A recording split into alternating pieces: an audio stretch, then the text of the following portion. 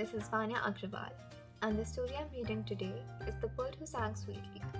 The author is Anandita Mahanti. This is a bird, sweetie. It may be grey and maybe it does not look like the other birds. But there's one special thing about her. She becomes black in the mornings. She sings really sweet songs to wake up the people. In the afternoon, she becomes brown.